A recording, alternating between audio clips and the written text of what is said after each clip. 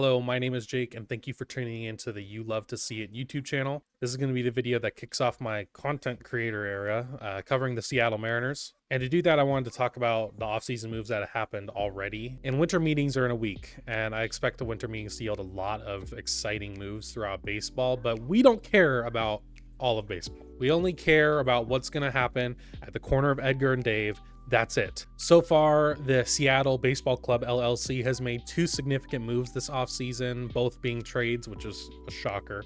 And today's video is going to examine both of those trades. I'm going to try to break them down a little bit further since the emotional reaction is kind of done with, since they are at least a week old at this point. And a quick disclaimer before I get into this, I'm only about a year back into watching baseball full time from about a decade-long hiatus. So there's a lot of new stats that I'm not aware of or don't really know very well. So I'm still learning.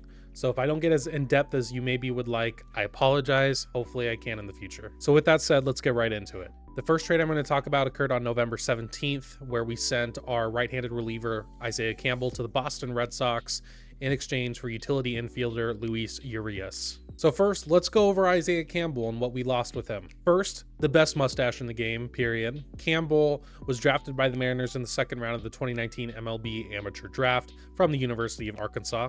He spent 3 full years in the Mariners farm system, but debuted this year on July 22nd. He pitched 25 games for us this season, ending the year with a 2.83 ERA in 28.2 innings. Campbell was mainly used as a lower leverage reliever for us, but he pitched pretty well.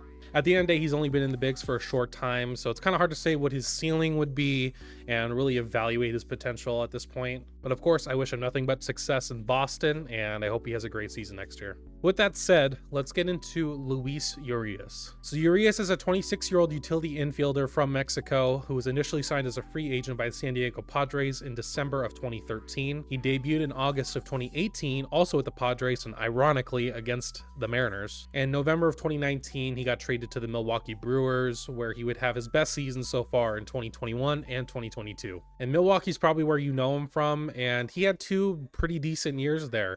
He was above a 2-win player both years, and he had a WRC plus of 112 and 110 respectively. So he's pretty much an above league average bat, just barely, and he can play third, second, and shortstop, so he's pretty versatile in the infield. Unfortunately, after having 2 good years, 2023 was not very kind to him at all. In spring training of last year, he landed on the 60-day injured list with a strained left hamstring. He only got 55 plate appearances in total with the Brewers before he was traded on August 1st to the Boston Red Sox. And he would get another 89 plate appearances with the Red Sox before getting on the 10-day IL on September 22nd with a left calf strain. He ended his 2023 campaign only playing in 52 games in total between the Brewers and the Red Sox. He hit for a 194 batting average, 337 on-base percentage, and 299 slug. Now, without context, this seems like a really bad trade. If you're only looking at a guy who pitched at a sub-3 ERA for us, and then we traded him for a guy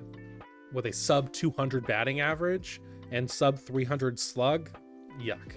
But we need to be mindful of the context of the injuries last season that definitely hindered his offensive production. That left leg just got absolutely hammered last year. And he's a righty, so that left leg is a plant leg, which makes sense why he would struggle then.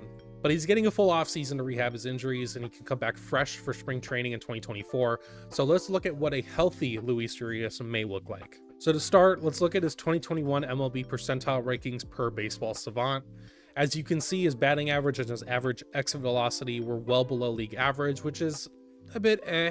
However, some main stats that the Mariners front office made pretty clear that they wanted to target this year and clean up were things like K percentage, and he was a bit above league average for that. Also, his chase and whiff percentage are decent, and his walk percentage is very much above average. And in 2022, as you can see, he actually got a lot better with his chase percentage and walk percentage as well.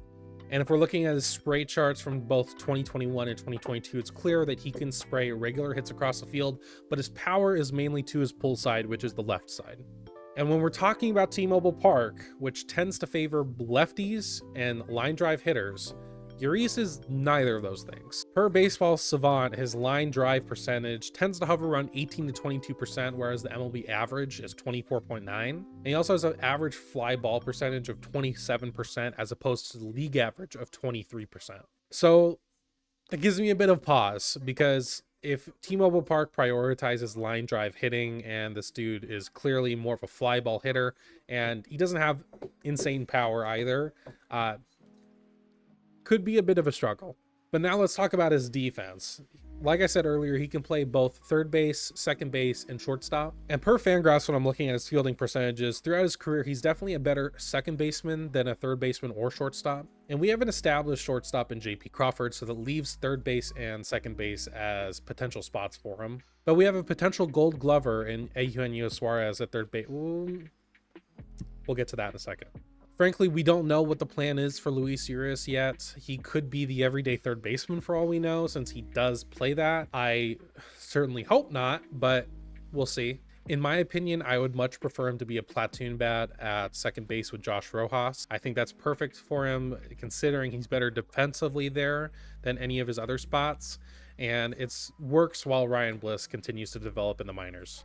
I'm about to get into the handedness splits between Luis Urías and Josh Rojas, but I said them opposite, so the graphic on the screen is correct. Thanks, I'm an idiot, bye. So now when we look at the handedness splits between Josh Rojas and Luis Urías, it makes a bit more sense now. Josh Rojas has a career batting average of 253 against lefties, whereas Urías is at 219. And against righties, Urías has a career batting average of 276 to Rojas' batting average of 253. So for me, I think that makes even more sense for him to be a platoon bat at second base instead of filling the third base position now that it's open, which we're about to get to. Based off the stats from his 2 decent years, I think it's probably safe to assume we'll be getting a decent on-base percentage, closest to league average bat that may hit 15 to 20 dingers in a full season. He is serviceable defensively, but is not going to be Gold Glove caliber by any means. Ultimately, I think this trade is fine on paper. Campbell's a nice arm to have, but the Mariners have a plethora of arms already, so it makes sense that we would use one as a trade piece for a bat. Does Urías' bat knock my socks off? Absolutely not. But that's okay. It's December 1st. There's still time for them to make more moves that make this deal make more sense. But of course, Urías is a bit of a risk. He had an injury-laden 2023 season, so there obviously is that possibility that he may not bounce back to his 2021 or 2022 seasons. But if he does, I could see him being a perfectly serviceable part of our roster. And it's no secret that our second base position was a black hole last year, so even a league average bat at that position is going to do wonders. And so that wraps up the Isaiah Campbell for Luis Urías trade. Now let's get on to the real meaty stuff here. Let's talk about the trade that occurred on November 22nd, which saw us send our third baseman, Eugenio Suárez, to the Diamondbacks. And in return, we got backup catcher Seby Zavala and right-handed reliever Carlos Vargas. This trade did not go down very well at all with this fan base, myself included. But to be fair, that was an emotional first reaction to this trade. So as I did with the Urías trade, let's break this one down. First, let's go over what we're losing with sending Eugenio Suárez to the desert. Gino initially came to us with the Jesse Winker trade in 2022 from the Reds, and since then he's pretty much just been our starting third baseman. And I cannot understate how important Gino was to the clubhouse. It was made very apparent by the tweets and Instagram story reactions from current players when this deal was announced that Gino meant a lot to them. And it's never fun to lose a clubhouse guy like that, but sometimes these things need to happen. And the other thing we're losing is a Gold Glove caliber third baseman. We all know he should have at least been a finalist, but for some reason Rawlings... I mean, look at these plays. He was making these on a basically daily basis. He was out of his mind with the glove. So being a clubhouse guy is fine, being a great defender is great, but let's get into his offense, which is really what put him on the trade block in the first place. Gino had a stellar 2022 campaign, which you can see from his Baseball Savant percentile rankings. But when we look at his 23 percentile rankings, a fairly noticeable decline in stats like xWOBA and xSlug. And outside of Savant percentile rankings, when we're looking at just classic traditional stats, his slugging percentage declines heavily, and he went from a 130 WRC plus to a 102 in just a year. Is this a super significant decline? Not totally, but the reason it's worrying is Gino is 32. If he was 27, I think you could safely assume he should be able to get back to his 2022 numbers, but he's not. He's on the wrong side of 30, unfortunately. And the other major problem that Gino has, probably his biggest problem offensively, and one that the Mariners front office made very clear they needed to do better on this year, was strikeouts. And in 2023, Gino ranked 6th in worst K percentage at 30.8%. And he was 2nd in total strikeouts at 214, only 1 behind the leader, Kyle Schwarber.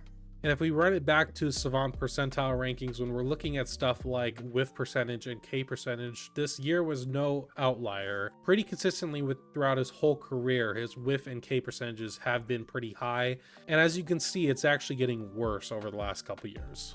So to recap, the biggest positives with Gino is that he's a great clubhouse guy and he has great defense. However, the negatives with Gino, especially in his bat, are exactly where we need to improve, which is batting as a whole and strikeouts. Now, with that said, let's get into who we got from the Arizona Diamondbacks, starting with right-handed reliever Carlos Vargas.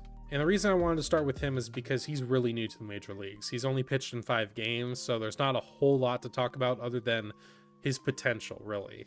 And just a little background, Carlos Vargas is from the Dominican Republic, and he was signed as a free agent with the Cleveland, then Indians, now Guardians, in July of 2016. And in November of 2022, he was traded to the Diamondbacks and worked his way up through the D-backs farm system, and he debuted this year on March 30th. He's only pitched in 5 major league games so far, and he amassed a 5.79 ERA and 4.2 innings pitched. He has a 4-pitch arsenal, a 4-seam fastball, cutter, sinker, and changeup.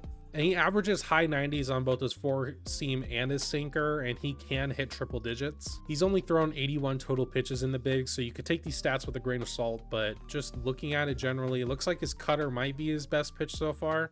It's currently sporting a whiff rate of 46.2% after being thrown 30 times. But we know the Mariners are known for their pitching lab, so dude throws heat. He has some okay stuff. Seems like he would be a decent fit for our pitching lab to try to work him into a decent reliever. And now let's talk about Seby Zavala. And I want to make it very clear that Zavala is 100% a backup catcher at most. He's definitely going to be competing for a spot at the backup catcher position because his offensive stats are not good. He had one outlier year in 2022 where he hit 270, 347, and 729 for 110 WRC plus in 205 plate appearances. But in 2023, he hit 171, 230, and 544 for a 45 WRC plus last year. However, Zavala does have one good upside in his game, that being his defense. In 2023, he was well above average and blocks above average in framing per Baseball Savant. He's not great at managing the run game, but he was actually a little bit better than Tom Murphy in that regard. And my assumption for why they want Zavala was probably one for his defensive upside, and they're probably hoping he can get to his 2022 offensive production, because if he does, he would be a solid backup to Cal, and he'd be a bit cheaper than Tom Murphy would be. So that's the breakdown of the Eugenio Suárez trade. In my own opinion, I'm still a bit shocked that they couldn't get more for him. It makes a little bit of sense given his age and a bit of his decline. But at the end of the day, I'm just a dude. How would I know? But there's one main question that comes from this Suárez trade. Who is going to be our everyday third baseman? As I talked about earlier with Luis Urías, I don't think he should be the everyday third baseman. And my hope is it comes to be a free agent. And there's a few that are still on the table there. There's Justin Turner, Jeimer Candelario, and Matt Chapman, which I know a lot of people are kind of about. But I'm not a front office executive. This is not my moves to make. It's not my question to answer. What I do know is I will be here for when that question gets answered so we can talk about it. And like I said, winter meetings are in a week, so I'm excited to see if our front office can make a big splash. The fan base needs it. If you watched to the end, I appreciate you immensely. I hope you can click subscribe. I am ready and waiting for any other off-season moves that come. Until next time, see ya.